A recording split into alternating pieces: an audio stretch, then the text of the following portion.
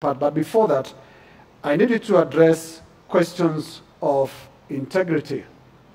What is your position on integrity? Because you've been accused many times of taking positions that are convenient.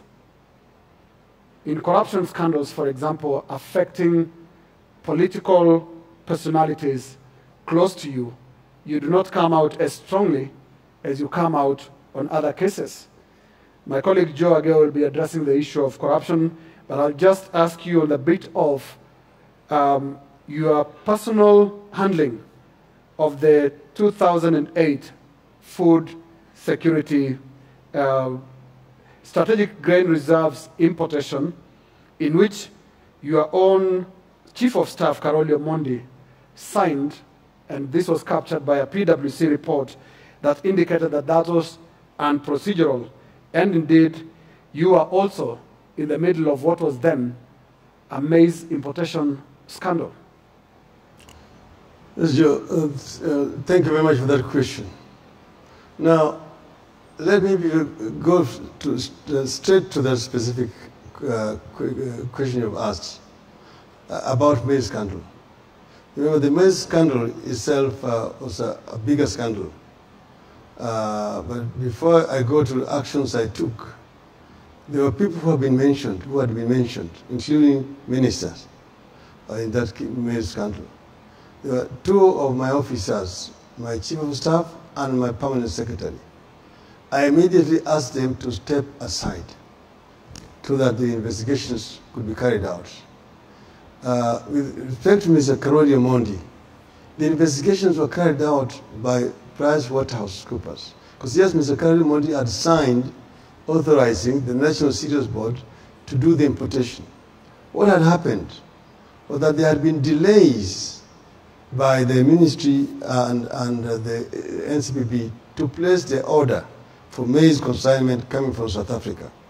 As a result of which, the prices had gone up because the port of Durban was not available and they had to ship to Maputo. We had to go to cabinet to seek cabinet authority to pay additional 14 million shillings for that consignment.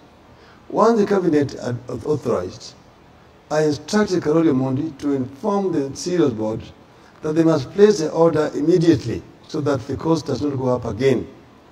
The Cereals Board then demanded that he signs that he had authorized.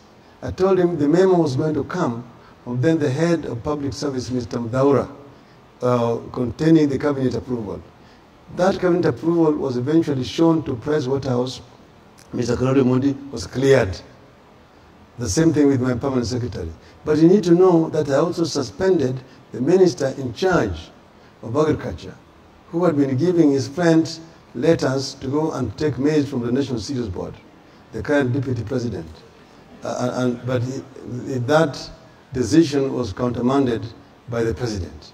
And I would like you, Honorable Odinga, to be more clear on the issues you're addressing right there. The meeting of the 30th July 2008 in your office, attended by Naomi Sheban, Minister for Special Programs, William Ruto, Minister for Agriculture, and John Mishuki, Minister for Finance. And from our sources, this meeting was split because you preferred yourself getting maize from South Africa. Naomi Sheban and William Ruto, on the other hand, preferred to get it from Tanzania. And it seemed, according to the details of that meeting, that you lost that argument. I did not lose the argument. I was the Prime Minister. I did not lose an argument. We were very flexible. It needs to be known that at that time we were looking for maize which was GM-free. And it happened out that at that time it was only in South Africa. Tanzania had actually banned maize importation because they themselves had a shortage of maize and they were not going to export to Kenya. Even at the cabinet, when we were told that there was maize, we sent the Minister for Agriculture to Dar es Salaam and arranged for him to go and meet with the President Kikwete, who was then in Bagamoyo. And the answer was clear. Now, Madam Naomi Shaban was talking about us getting maize through panya routes from Tanzania into Kenya. And we told her we cannot allow, as a government, to import maize illegally from our neighbor. That does not happen. And that's why I said, no, we cannot do that to Tanzania when they have banned maize exports. So we therefore made a decision to import the maize from South Africa. But because there was delays, the South African company had said that they had limited space at the Durban port. If the order was not placed by a certain date, they would have to ship, to transport this maize by road to Maputo, and that would result in additional costs. And they were still haggling whether to bring from Tanzania, whether to bring from Mexico, or the other sources they were talking, West Africa, in Cote d'Ivoire. The opportunity to ship was lost, and the cost therefore went up by $14 million. And when they wanted us to place the order, I said, no, we cannot place the order because there's additional $14 million. You have to go back to the cabinet to seek cabinet approval. That was the reason why there was delay. But the import of all these events, Honorable Odinga, would it be right to put it to you that none of you really meant well? Pardon? None of you really meant well. Both yourself on one side, William Ruto and Naomi Shaban on the other side, your interest was to get selected importers to do this for purposes of profiteering.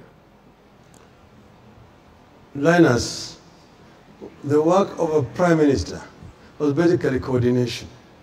That's how my office came in. That's why there was Ministry of Finance, there was Ministry of Agriculture, there was Ministry of Special Programs. Ministry of Finance, because they were paying, Ministry of Special Programs, they were the users, and Ministry of Agriculture, for obvious reasons. So the decisions were basically theirs. My office was basically just coordinating to ensure that these things were working smoothly. And that was the decision which was taken jointly between the President and myself. So we didn't even know the companies which were going to export this maize. That the tendering was done by the NCPB. Everything was done under the Ministry of Special Programs and Ministry of Agriculture. Us was just to sit down, and this was brought for us, and to decide that this is what is workable, this is what is working in terms of our interests as a country. This is where we are going to get value for our money as a government. So we were not involved. Office of the Prime Minister does not procure. The Prime Minister just coordinates the functions of the government.